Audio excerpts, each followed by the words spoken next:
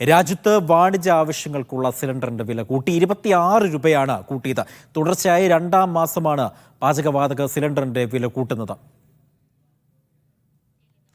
തൗഫീഖ് ഉണ്ട് വിവരങ്ങൾ നൽകുവാനായി. തൗഫീഖ്, തുടർച്ചയായ രണ്ടാം തവണ പാചകവാത സിലിണ്ടറിന്റെ വില കൂട്ടുന്നു, അതും വാണിജ്യ സിലിണ്ടറുകളുടെ വില. അതൊരു തിരിച്ചടി തന്നെയാണ് ഈ ചെറുകിട കച്ചവടക്കാർക്കടക്കം നേരിടുന്നത്. എന്താണ് ഈ വില കൂട്ടുവാനുണ്ടായ ഒരു സാഹചര്യം?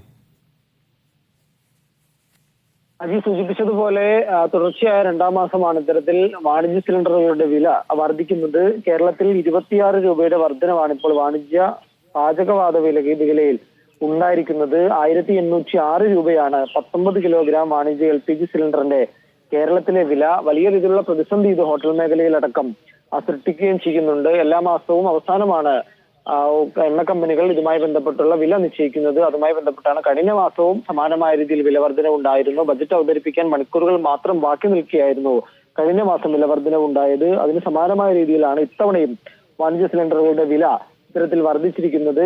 ഡൽഹി ഉൾപ്പെടെയുള്ള സംസ്ഥാനങ്ങളിൽ 25 രൂപയാണ് വർദ്ധിച്ചിരിക്കുന്നത്. ഡൽഹിയിൽ 19 കിലോഗ്രാം വാണിജ്യ LPG സിലിണ്ടറിന്റെ വില 1795 രൂപയും, മുംബൈയിൽ 1749 രൂപയും, ചെന്നൈയിൽ 1960 രൂപയുമാണ് നിലവിലത്തെ വില. കേരളത്തിലാണ് 26 രൂപ, 1 രൂപയുടെ വർധനവ് കൂടുതൽ ഉണ്ടായിരിക്കുന്നത്. എന്തായാലും വലിയ രീതിയിലുള്ള പ്രതിഷേധം വാണിജ്യ മേഖലയിൽ നിന്ന്, ഹോട്ടൽ മേഖലയിൽ നിന്ന് ഇതിനോടകം തന്നെ ഉയരുകയും ചെയ്തിട്ടുണ്ട്. ഭക്ഷണങ്ങൾക്ക് ഉൾപ്പെടെ വില കൂടാനുള്ള സാധ്യതയും ഇതുമൂലം ഉണ്ടാകും.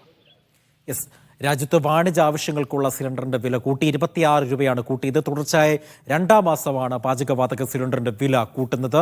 വാർത്തയുടെ വിശദാംശങ്ങൾ നൽകുകയായിരുന്നു തൗഫീഖ് അസ്ലം ഡൽഹിയിൽ നിന്നും.